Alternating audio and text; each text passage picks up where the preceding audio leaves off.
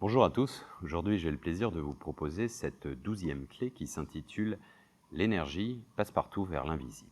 Alors, l'énergie, c'est un sujet absolument fascinant qui notamment a cette vocation de constituer un portail, une ouverture vers, on va dire, d'autres dimensions et totalement d'autres perceptions. C'est-à-dire qu'il chamboule, parce que dans la mesure où c'est physique, hein, c'est de la science, mais par ailleurs, il y a forcément une vocation métaphysique et il n'y a qu'un pas entre les deux. Donc, ce sujet comme la nature, ce sont, à mon sens, des vecteurs qui permettent véritablement de s'ouvrir. Alors, et même pour les gens un petit peu, disons, terre à terre et cartésiens. Alors, c'est la raison pour laquelle Nikola Tesla a déclaré si vous voulez connaître les secrets de l'univers, réfléchissez en termes d'énergie, fréquence et de vibration. À cela, Einstein a rajouté, a complété, on va dire, il a dit la chose suivante, tout ce que nous avons appelé matière, c'est de l'énergie dont la vibration a été grandement réduite pour être perceptible par nos sens. Il n'y a pas de matière. Littéralement, Einstein, le plus grand scientifique de tous les temps, quasiment, dit qu'il n'y a pas de matière. Alors, qu'est-ce qu'il veut dire par là ? Important quand il dit la matière n'est autre que de l'énergie dont les vibrations ont été réduites grandement pour être perceptibles à nos sens, il ne s'agit que de densité. C'est-à-dire, en gros, ce sont juste des fréquences qui ont été réduites. Parce que les fréquences plus hautes, plus subtiles, ne sont pas palpables, ne sont pas visibles. Donc, en gros, ce que vous voyez là, ce coussin, ça, tout ça, moi, vous, tout, c'est uniquement de l'énergie avec des fréquences plus basses. La densité n'est autre que ça. Et d'ailleurs, ce qui est assez perturbant, quand on utilise un microscope, on va dire, spécifique, on ne verra que, en fait, quasiment du vide, enfin, du vide en termes de densité. Il n'y aura juste que de l'énergie, de la matière, enfin, pas de la matière telle qu'on l'entend tangible.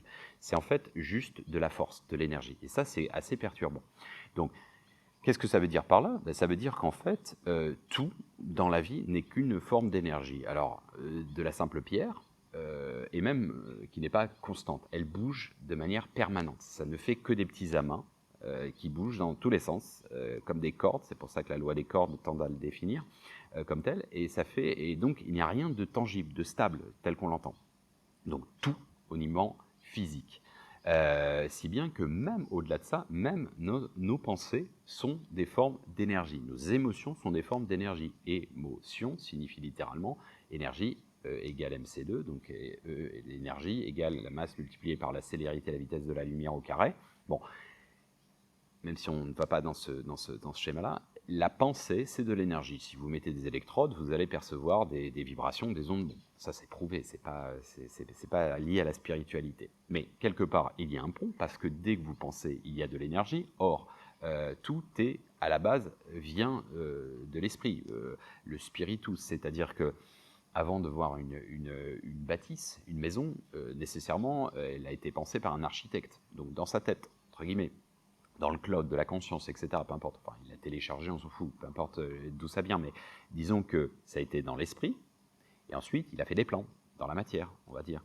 Ensuite, ça a été retranscrit par le gros œuvre, etc., qui a construit cette bâtisse. Mais à l'origine, ça vient de l'esprit. Donc tout est, à vrai dire, sur cet angle, tout est spirituel, en quelque sorte. Pour s'incarner dans la matière, j'insiste lourdement. Ensuite, ce qui est intéressant, c'est justement dans cette notion de la pensée, c'est de l'énergie, c'est prendre la phrase de Bouddha qui est pour moi extrêmement puissante émotionnellement et vibratoirement, qui dit en gros, ce que vous pensez, vous le devenez, ce que vous ressentez, vous l'attirez, et ce que vous imaginez, vous le créez. Okay, donc 3 axes. Vous pensez, ce que vous pensez, vous le devenez. Deuxième axe, ce que vous ressentez en termes d'émotion, vous l'attirez comme des aimants. Et troisième point, ce que vous imaginez, visualisez, vous le créez. Co-créer d'ailleurs. Qu'est-ce que ça veut dire par là ? Ça veut dire qu'en fait, c'est un petit peu la loi de l'attraction, c'est la loi de la force de la pensée créative. C'est-à-dire qu'en fait, on active. Alors, c'est un petit peu galvaudé, je dois l'avouer, un peu dans le nouvel âge, etc. On entend un peu tout et n'importe quoi. Mais disons que, pour la faire simple, la loi de l'attraction, c'est quoi ? C'est vous émettez des vibrations, un peu comme des aimants. et vous attirez du coup de fait, dans le positif comme dans le négatif. Donc c'est ça en fait. Alors bon, toute la mouvance, le secret, etc. Bon, ça à prendre un peu avec parcimonie parce qu'il y a quand même une vision très matérialiste derrière tout ça. Je veux une super villa, une bagnole géniale. Enfin bon, bref, je ne veux pas trop rentrer dans cette analyse, mais bon, je pense que vous aurez compris. Disons que, mais cela étant, ça fonctionne. C'est-à-dire qu'en fait, mais ça peut être aussi fait à bon escient, c'est-à-dire pas forcément vouloir dernier iPhone ou j'en sais rien. Ça peut être aussi juste dans le fait de créer des belles choses dans la vie, tout simplement. Donc, mais nous sommes le résultat de nos pensées, si bien, d'où l'intérêt. Et c'est pour ça que toute spiritualité, sagesse, ésotérisme et autres prônent une qualité, une hygiène de pensée. Pourquoi? Parce que ça aussi aura un impact sur notre corps. Un esprit sain dans un corps sain, c'est le corps sain a un impact sur l'esprit sain, et l'esprit sain a un corps sain, a un impact sur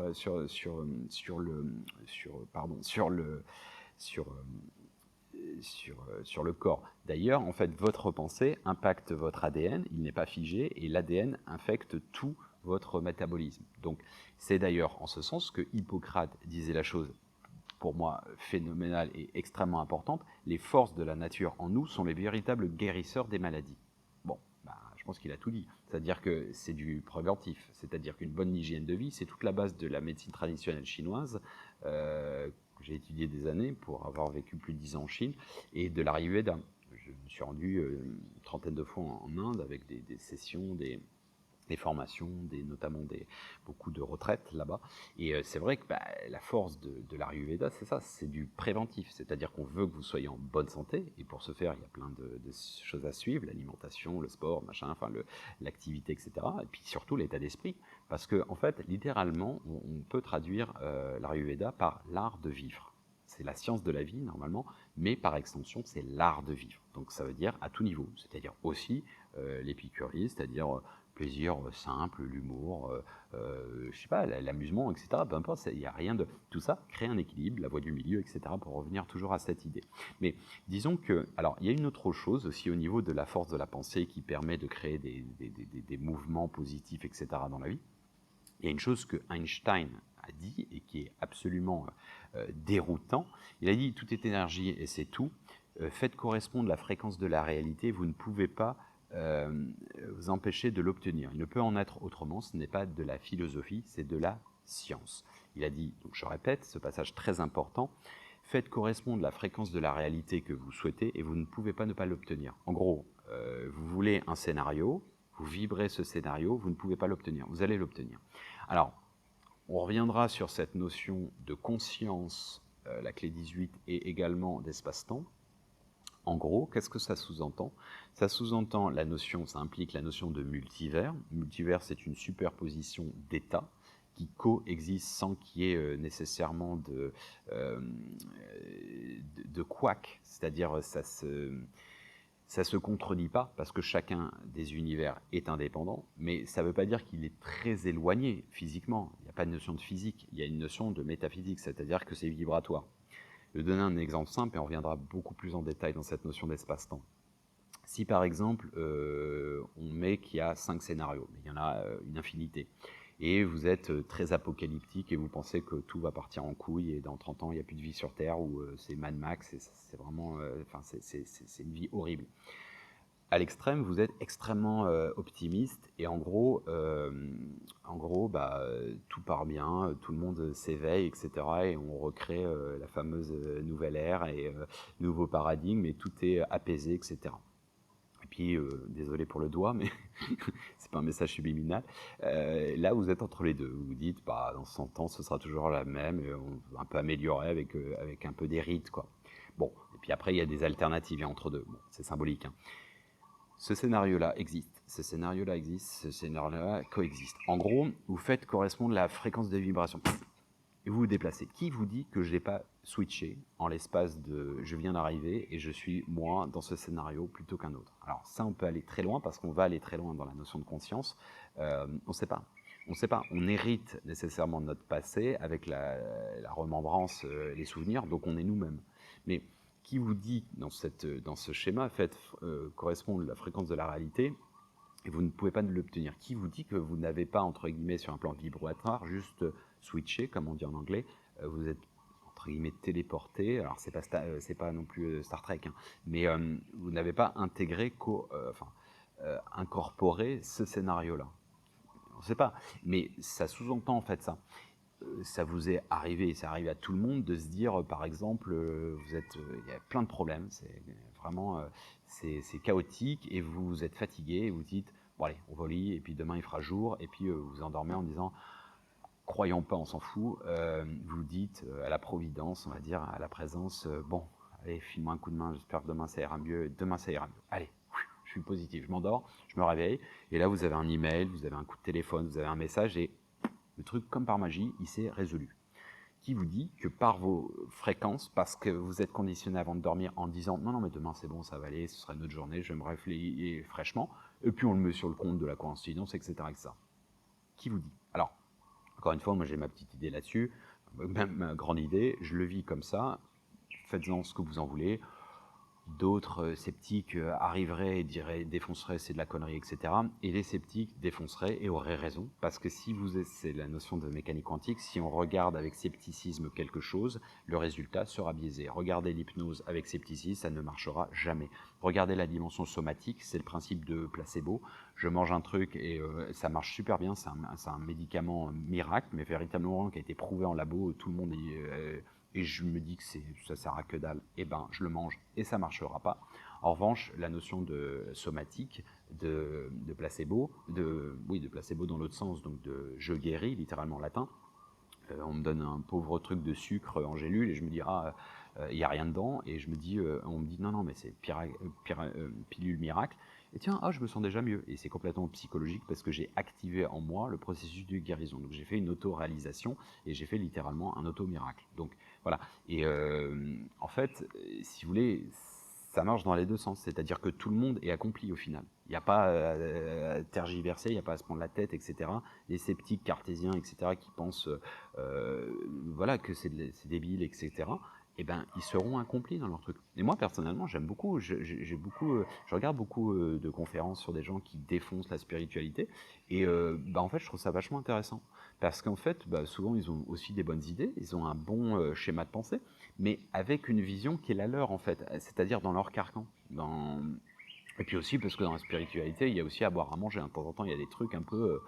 il faut s'accrocher, et ça discrédite l'absolu, tout ce qui est spiritualité. Donc, bref, j'invite tout le monde à s'intéresser à tout ça de manière pragmatique, constructive. On n'est pas obligé de se foutre sur la gueule parce que avec votre copain, vous aimez pas les concombres et lui il aime bien. Si, je suis. Et on va faire un mouvement pour les concombres, l'autre contre les.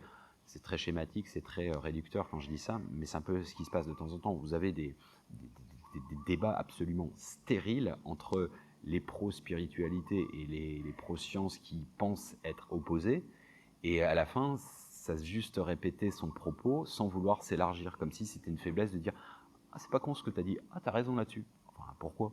Enfin, je veux dire, moi, si dans les commentaires ou si dans des gens venaient à me, pas pour me défoncer, mais s'ils arrivaient à me faire voir une autre perspective et me dire ah tiens, ouais, j'ai aucun problème à dire j'ai tort, je me plante, machin, etc. Évidemment, et tout est évolutif, donc et puis grâce à ça, je vais rebondir sur d'autres choses. C'est jouissif, et pour moi, la science et la spiritualité est une complémentarité, définitivement. C'est pour ça que j'ai aimé étudier autant la science que la spiritualité. Mon père est un grand scientifique en intelligence artificielle, absolument réfractaire à la base à la spiritualité. C'est grâce à son cheminement que ça m'a permis d'inclure aussi ça dans mon process de développement, ce qui me permet d'avoir un regard aussi cartésien, du genre me dire, est-ce que si je lui sortais ça, il ne me prendrait pas pour un uluberlu? Après, bon, c'est bon, il connaît le personnage, il l'a fait, donc, mais disons que c'est intéressant d'avoir toujours cette double polarité qui n'est pas, j'insiste, une opposition, une dualité de vecteurs opposés, mais qui est plutôt une complémentarité de deux pièces d'une même médaille, et on gagne à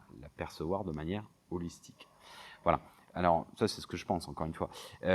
C'est intéressant aussi de regarder la notion d'énergie à l'échelle donc individuelle et collective. En fait, l'énergie fait tourner le monde. C'est-à-dire que même dans la notion de ressources, les ressources de la planète, etc., l'hégémonie de la pensée, du prosélytisme, etc., les guerres de religion, les guerres de conflit, de vouloir prendre un territoire, etc., parce qu'il y a des ressources, du gaz, du pétrole, etc. Tout ça, c'est lié à l'énergie, à la production d'énergie. Un mégalo, en tant que chef d'État, il va avoir Napoléon, je suis désolé, hein, l'histoire, c'est un dictateur, je suis désolé, mais remis dans un contexte d'aujourd'hui, c'est un mégalo dictateur. Enfin, il a pété un câble au bout d'un moment, mais ça n'est ni plus ni moins qu'un sanguinaire, ce qu'il a fait à la campagne d'Égypte, je suis désolé, mais enfin, il massacre un nombre considérable en Palestine, en Syrie actuelle. Bon, il y a des lettres de noblesse parce qu'on a oublié le passé, etc. Bon, il se remis dans un contexte aujourd'hui, ce serait pire que n'importe quel chef d'État sanguinaire, bon, sans donner des noms. Bref, tout ça pour dire que, quelque part, l'énergie, on peut l'avoir aussi au niveau donc des chefs d'État, au niveau des quêtes de conquête, etc., etc. Et aussi, même dans la vie de tous les jours. C'est-à-dire, vous avez l'énergie, le boss qui veut montrer qu'il est boss, qui veut vous rappeler qu'il est boss. Je repense à un truc d'un boss à l'époque, c'est en 2005, qui nous disait avec mes collègues, c'est qui le patron, c'est qui le patron. Il fallait lui dire, bah, c'est vous, monsieur le patron. Et je repense à ça en me disant, hier, pas plus tard qu'hier, en me disant, oh, c'est quand même vraiment le contre-exemple du boss, quoi. Parce que devoir rappeler, faire rappeler que vous êtes le boss quand en plus vous avez quasiment 60 balais, ah, il avait perdu un truc, le monsieur, hein. Bon, bref, paix à son âme. Enfin, j'espère qu'il a là où il est, et notamment avec sa retraite, il s'est un petit peu retraité l'histoire. Mais bon, c'est ces schémas-là qui sont intéressants. L'ego, etc., le petit dictateur qui se la raconte, qui veut juste se la péter parce qu'en fait, il y a un manque de confiance, un manque de reconnaissance. Et tout ça, en fait, c'est des quêtes d'énergie, c'est des quêtes émotionnelles, c'est des quêtes d'énergie, c'est des quêtes de pouvoir. Bon, pour avoir œuvré dans l'entreprise, dans le monde de l'entreprise, avec grosses multinationales pendant des années, j'ai un peu vu comment ça fonctionnait, la diplomatie, les trucs politiques. Vous avez une bonne idée? Non, c'est pas bien. Ou il faut le faire voir par toute la hiérarchie. Alors lui, il aime bien lui, machin. Oh, oula, j'avais pas compris ça, moi, en fait. Alors quand vous arrivez un peu innocent et tout dans l'histoire, à 24 ans, fraîchement, avec des petites idées dans tous les sens, bah, vous êtes vite calmé. Bon, bref, ça c'est une autre histoire, mais très symbolique par rapport au monde global, hein, parce que on le voit en politique, on le voit dans plein d'organisations, même dans la spiritualité. Ces espèces de combats de coq d'ego. Bref, petite parenthèse, mais en même temps, un petit bon entendeur salut. Autre point vraiment important, c'est cette notion aussi d'énergie subtile que l'on appelle la quintessence. Quintessence, cinquième élément, donc il y a 4 éléments à la base pour les occidentaux, l'eau, l'air, la terre, le feu, et le cinquième, c'est ce qu'on appelle la quintessence, l'éther chez les Grecs, et également, on l'appelle Ki chez les Japonais, donc le Reiki, c'est la discipline qui s'y lie. Les Chinois l'appellent Chi, littéralement en chinois, en mandarin, ça veut dire l'énergie. Ça a donné la discipline du Tai Chi et du Qigong, et le prana. Alors, concrètement, ça se matérialise en quelque sorte, mais c'est pas matériel, c'est subtil. C'est une énergie subtile qui transcende tout et qui, entre guillemets, est à l'origine du canevas invisible qui entre l'as, qui est à l'origine de l'intrication quantique, hein, pour ceux qui connaissent, qui relie tout l'ensemble de l'univers, physique et métaphysique. Et pour la faire simple. Et en gros, c'est cette substance qui est l'énergie de vie. C'est notamment comme ça qu'elle est activée à travers ce qu'on appelle le serpent de la Kundalini, d'où cette présence du serpent dans toutes les civilisations quasiment, le Roubouros, au Mexique, enfin les Incas, etc., enfin toutes les civilisations en Asie du Sud-Est, au Pacifique, etc., tout le monde là.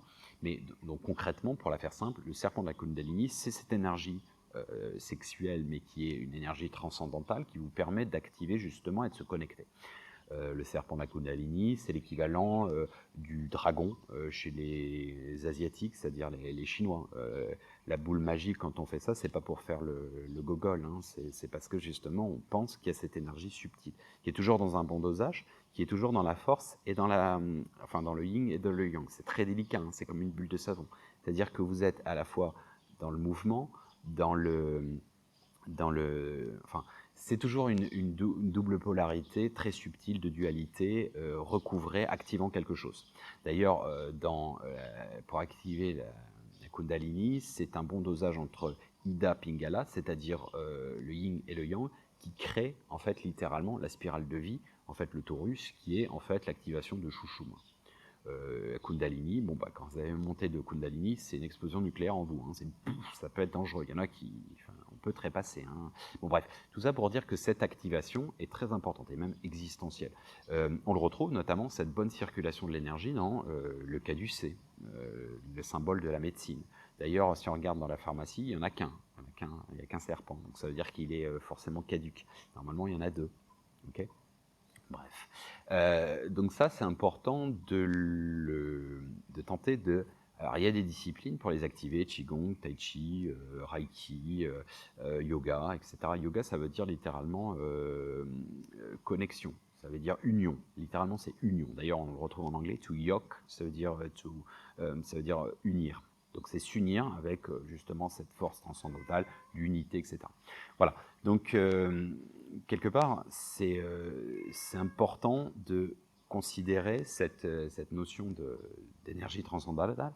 Et surtout, en fait, il n'y a qu'un pas. L'énergie est un portail, comme je vous ai dit, à l'invisible, et notamment à se rassurer avec la notion de l'au-delà, que l'on peut qualifier comme la vie après la vie, si on croit à la réincarnation, etc., ou même si on n'y croit pas, à quelque chose d'après, parce que, tout simplement, comme disait Lavoisier, rien ne se perd, rien ne se crée, tout se transforme. Et si de l'énergie, c'est la même chose, ça veut dire que votre fluide, c'est comme de l'eau. Hein. De l'eau, vous pouvez la mettre dans un verre, enfin dans une bouteille, je le mets dans un verre, c'est que le contenant qui diffère. Je fais tomber le verre, l'eau tombe sur la table, je l'éponge, je les sors dans l'évier, etc. Ça va dans les conduits, ça va jusqu'à la mer si c'est épuré ou pas, peu importe. Après, ça condense, etc. Enfin, il y a le cycle naturel de l'eau, c'est toujours la même eau. Ça peut être gazeux, liquide ou solide, ça peut être de la neige, ça peut être de la pluie, ça peut être du gaz quand c'est une condensation du nuage, enfin des petites gouttelettes.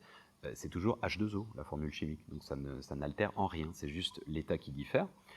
C'est aussi le contenant qui diffère. La manière dont le fleuve l'a contenu. Le fleuve, je ne sais pas, l'Amazone, l'eau n'est pas noire, c'est juste la terre qui est mélangée.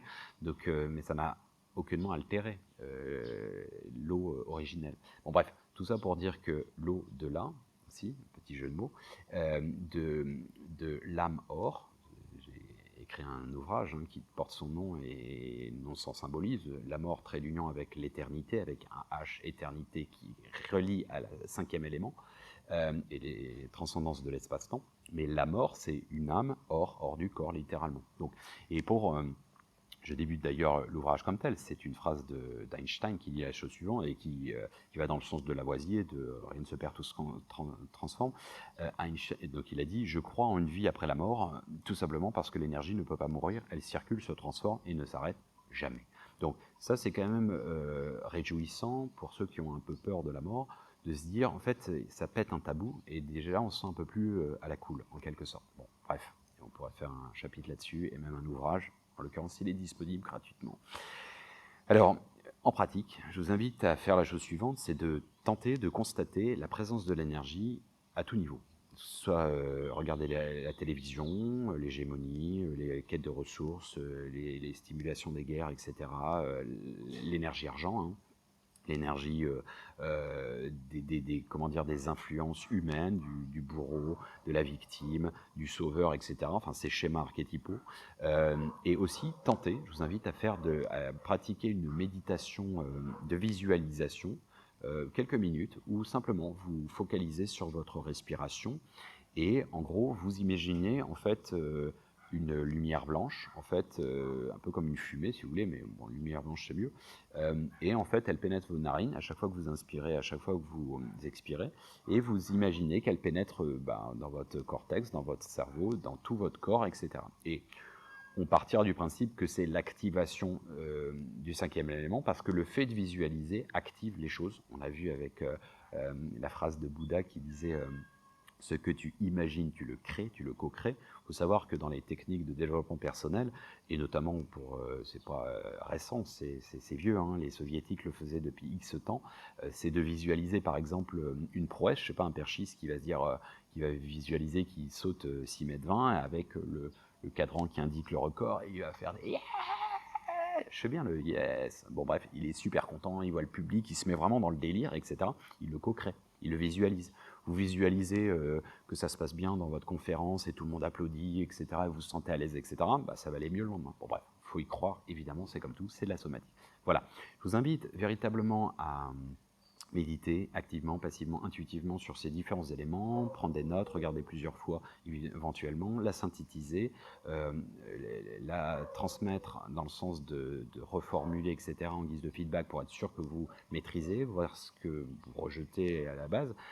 Si vous avez besoin de recherche plus approfondie, bien entendu, et puis aussi de partager dans le sens comme ça permet de voir un petit peu les perceptions des autres, et peut-être vous allez accoucher sur de nouvelles vision. Il s'agit une fois de plus d'une seule clé. Vous êtes vous-même le serrurier et vous êtes à l'issue de ce cheminement intérieur, personnel, éternel, à façonner votre propre passe-partout, dans la mesure où, encore une fois, je vous ai dit, tous les chemins mènent à Rome et au Dôme.